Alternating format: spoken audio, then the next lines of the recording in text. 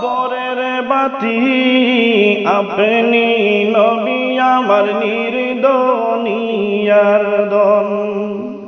রাহমাতুল লিল আলামিন আপনি উম্মতের জামিন রাহমাতুল লিল আলামিন আপনি উম্মতের জামিন গুনাহগার উম্মতের আপনজন আল্লাহর নবী নূরের নবী গো আপনি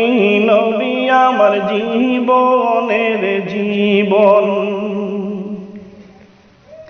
দেখিয়া আপনার মুজেজা